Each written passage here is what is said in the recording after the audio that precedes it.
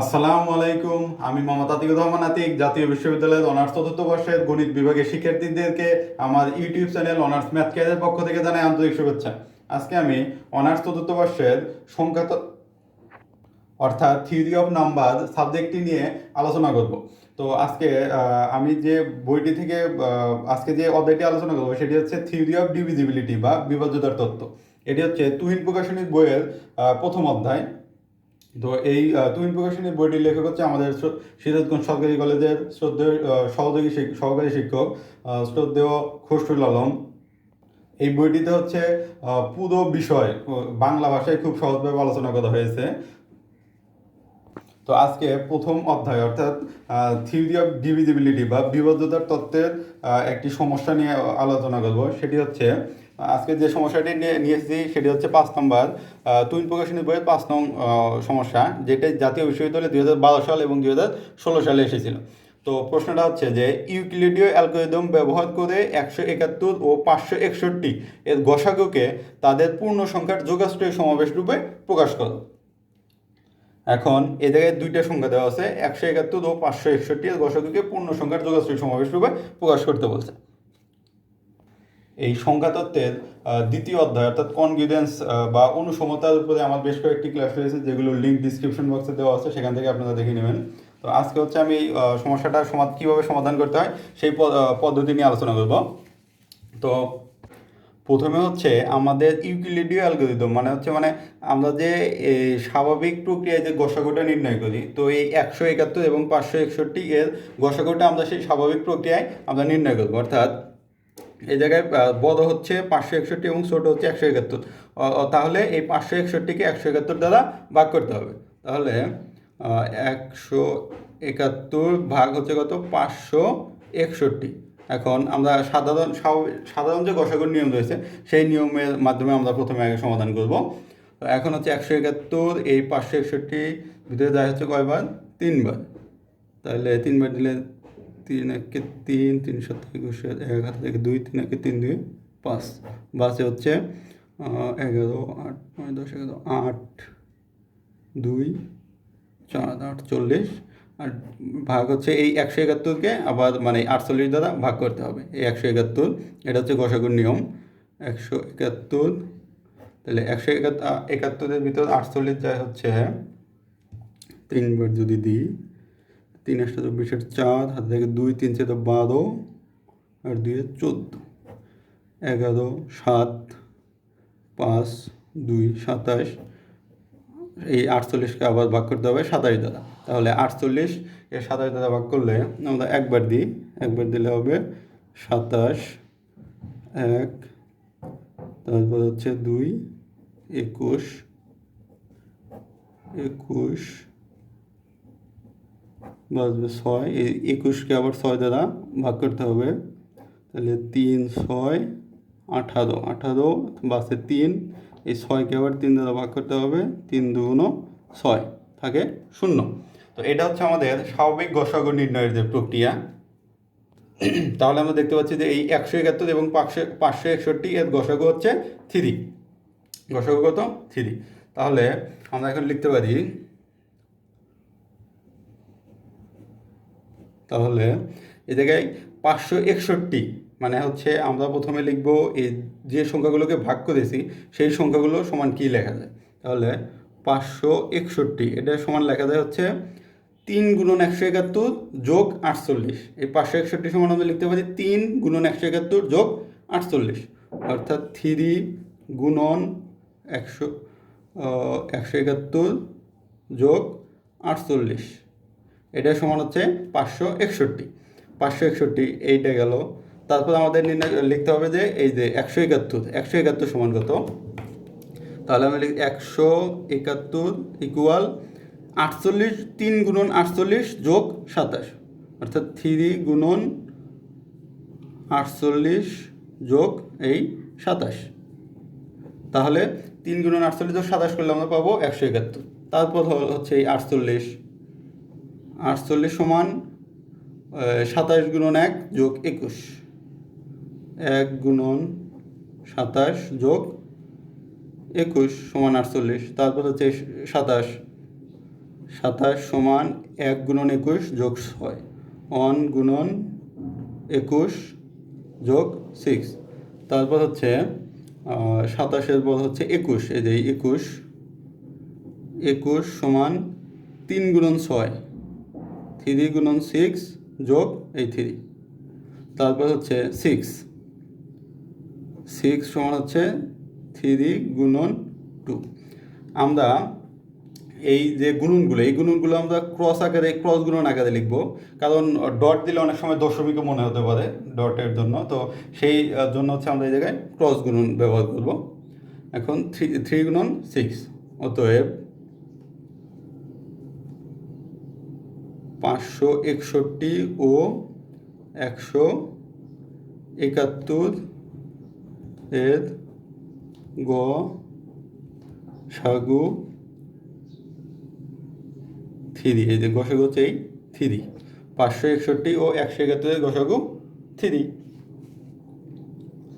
এখন আমাদের যেটা করতে হবে, এই গসাগু থেকে মানে নিচের দিক থেকে, এই যে আমরা যে প্রথমে হচ্ছে উপর থেকে নিচের দিকে আসলাম পর্যায়ক্রমিকভাবে বের করে, এখন আমাদের হচ্ছে এই নিচ থেকে উপর দিকে যেতে হবে, অর্থাৎ এই গসাগু 3 থেকে আমাদের পদটাকে 561, এই যে প্রশ্নে যে দেওয়া আছে যে 561 এবং 171, এই দুইটা পদের মাধ্যমে প্রকাশ করতে হবে এই 3 কি গসাগু যে 3 কে। তো প্রথমে হচ্ছে আমরা এই 171 এবং 561 গসাগু নির্ণয় করছি। এখন এই গসাগু থেকে হচ্ছে আমাদেরকে ওই গসাগু 3 থেকে আমাদেরকে 561 এবং 171 এর যোগফল আকারে মানে প্রকাশ করতে হবে। যোগস্থায়ী সমাবেশ হচ্ছে এই গসাগুর যোগফল আকারে প্রকাশ করা। তো এখন হচ্ছে আমরা লিখতে পারি যে এই জায়গায় এই লাইনটা থেকে যে 3 সমান গসাগু হচ্ছে কত আমাদের 3, তাহলে 3 ইকুয়াল আমরা লিখতে পারি 3 ইকুয়াল 21 মাইনাস 3 গুণন 6, 21 মাইনাস 3 গুণন 6, অর্থাৎ আমরা 21-এর ভিতর থেকে 18 বাদ দিলে 3 পাই, মিলে যেতেছে। ইকুয়াল এখন এই 21-এর উপরের পদ আছে মানে 6, এই 6কে এই 6 সমান আমরা লিখতে পারি আবার এই লাইন থেকে হচ্ছে আমরা 6 সমান লিখতে পারি 21 মাইনাস 3 গুণন এই 6 সমান লিখতে পারি 27 বিয়োগ 1 গুণন 21, অর্থাৎ 27 বিয়োগ 1 গুণন 21, এই 6 সমান আমরা লিখতে পারি, কারণ 27 বিয়োগ এটা এই পাশে নিলে 1 গুণন 21 সমান হচ্ছে 6। তাহলে ইকুয়াল এই জায়গায় আমরা দেখতে পাচ্ছি 21 বিয়োগ 3 গুণন 27 মাইনাস মাইনাসে প্লাস 1 আর 3 গুণন দিলে 3 গুণন 21 ইকুয়াল এই জায়গায় 21 আছে হচ্ছে একটা এবং এই জায়গায় আছে 3টা, তাহলে 3টার একটা 21 যোগ করলে হবে 4টা, 4 গুণন 21। এই জায়গায় 21 আছে একটা আর এই জায়গায় আছে 3টা, তাহলে 3টার একটা গুণন দিলে মানে যোগ দিলে হয় 4টা, তাহলে 4 গুণন 21 মাইনাস 3 গুণন 27। এরপর হচ্ছে আমাদের লিখতে হবে 21 সমান মানে এই জায়গায় আমরা যেটা পেলাম সেটাতে হচ্ছে আমরা 21 যদি মানটা বসাই, অর্থাৎ এই জায়গায় হচ্ছে আমাদের যে সংখ্যাগুলোর সাথে গুণন আকার আছে ওই সংখ্যাগুলো আমরা মান লিখবো না, অর্থাৎ যেগুলো ফ্রি সংখ্যা আছে সেই সংখ্যাগুলো আমরা মানটা লিখবো। তাহলে ইকুয়াল 4 গুণন এই 21 সমান আমরা লিখতে পারি 48 মাইনাস 1 গুণন 27, এই 21 সমান আমরা লিখতে পারি হচ্ছে 48 মাইনাস 1 গুণন 27, তারপর হচ্ছে মাইনাস 3 গুণন 27। এখন আমরা হচ্ছে যে 21 সমান পেলাম কি লিখলাম মানে লিখছি হচ্ছে 48 বিয়োগ 1 গুণন 27, 48 বিয়োগ 1 গুণন 27। তো এরপর হচ্ছে আমরা লিখতে পারি এই 4 গুণন 48, অর্থাৎ 4 গুণন 4 গুণন 48 প্লাস মাইনাসে মাইনাস 4 আর 1 আর 4 গুণন দিলে 4 গুণন 27 মাইনাস হচ্ছে 3 গুণন 27 সমান 4 গুণন 48। এই জায়গায় আছে হচ্ছে মাইনাসের 4টা 27 আর এই জায়গায় আছে মাইনাসের 3টা 27, তাহলে মাইনাস 4 আর 3 যোগ দিলে হচ্ছে 7 গুণন 27, অর্থাৎ 4 আর 3 7 মানে 7টা 27। এই জায়গায় হচ্ছে আপনার যদি 27কে x ধরেন তাহলে 4x মানে হয় হচ্ছে -4x - 3x, তার মানে হচ্ছে 4 আর 3 7x, তাহলে -7x, x সমান আমরা ধরে নিচ্ছি 27, সেটা আমরা লিখলাম। তারপর ইকুয়াল, এখন আমরা এই জায়গা থেকে দেখি যে হচ্ছে এই 48 এবং 27, এই জায়গায় 48 মানে 21 সমান আমরা লিখছি। তাহলে এখন এই 48 এবং 27-এর মধ্যে ফ্রি সংখ্যা আছে, তার উপরের লাইনে কোনটা, সেটা হচ্ছে 27, এই যে এই 27, এই 27 সমান আমাদের লিখতে হবে। তাহলে 4 গুণন 48 -7 গুণন এই 27, এই 27 সমান আমরা লিখতে পারি হচ্ছে 171 বিয়োগ 3 গুণন 48, 3 গুণন 48, 3 গুণন 48। তাহলে 3 গুণন 48 হচ্ছে আমরা 27 সমান আমরা লিখলাম এই এতটুকু, যে 171 - 3 গুণন 48, সেটা কোথা থেকে পেলাম, এই যে আমাদের এই দ্বিতীয় লাইন থেকে। ইকুয়াল 4 গুণন 48 বিয়োগ 7 গুণন 171 মাইনাস মাইনাসে প্লাস 3 7 21 গুণন 48 ইকুয়াল, এই জায়গায় 48 আছে 4টা, আর এই জায়গায় আছে হচ্ছে 21টা, তাহলে 21-এর সাথে 25 গুণন 48 মাইনাস 7 গুণন 171 ইকুয়াল, এখন এই এর উপরের লাইনে ফ্রি সংখ্যা হচ্ছে মানে কোনো কিছু গুণন আকারে হচ্ছে 48, তাহলে 48 সমান আমাদের লিখতে হবে। তাহলে 25 গুণন 48 সমান লিখতে পারি 561 মাইনাস 3 গুণন 171, তারপরে মাইনাস 7 গুণন 171 ইকুয়াল 25 গুণন 561 প্লাস মাইনাসে মাইনাস 3 25 75 গুণন 171 মাইনাস 7 গুণন 171 ইকুয়াল হচ্ছে 25 গুণন 561 মাইনাস, এই জায়গায় আছে 75টা 171, এই জায়গায় আছে 7টা, তাহলে 75 আর 7 যোগ দিলে হবে হচ্ছে 82 গুণন 171, এটা সমান আমরা লিখতে পারি 561 x প্লাস 171 y,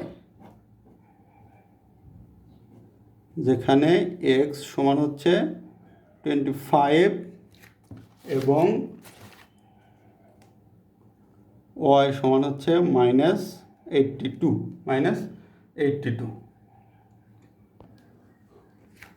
অর্থাৎ আমরা হচ্ছে 171 অর্থাৎ 516 আর হচ্ছে কত 171, এটার গসাগু সমান, আমরা এটার গসাগু পাচ্ছি হচ্ছে কত 3, 171 এবং 516 গসাগু পাচ্ছি হচ্ছে কত 3 ইকুয়াল 3, এই 3 সমান আমরা হচ্ছে পাইছি কত, এই যে 561 x plus 171 y, 561 x plus 171 y, যেখানে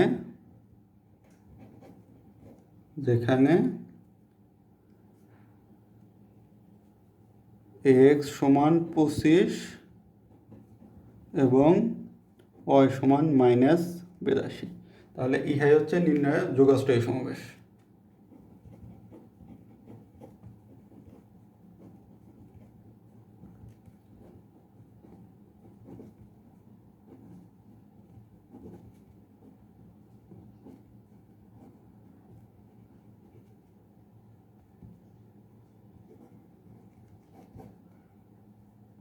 অর্থাৎ সাধারণ ভাষায়, সহজ ভাষায় আমরা যোগাশ্রয় সময় বলতে বুঝবো হচ্ছে যে দুইটি সংখ্যা দেওয়া থাকবে, সেই দুটি সংখ্যার গসাগু সমান সেই দুটি যে মানে দুটি সংখ্যা দেওয়া থাকবে, সেই দুটি সংখ্যার গসাগু সমান হচ্ছে সংখ্যা দুটির যোগফল। অর্থাৎ এই যে আমাদের প্রশ্নে দেওয়া ছিল হচ্ছে 561 এবং 171, 561 এবং 171 সমান হচ্ছে কত 3, অর্থাৎ এর গসাগু হচ্ছে 3, এইটার দ্বারা আমরা বুঝতে পারতেছি যে এই 561 এবং 171 গসাগু 3, তাহলে 3 সমান হচ্ছে আমরা যোগাশ্রয় সমাবেশ আকারে প্রকাশ করছি হচ্ছে 561 প্লাস 171 যোগফল 561 এবং অর্থাৎ এই সংখ্যা দুটির যোগফলটাই হচ্ছে যোগাশ্রয় আকারে প্রকাশ।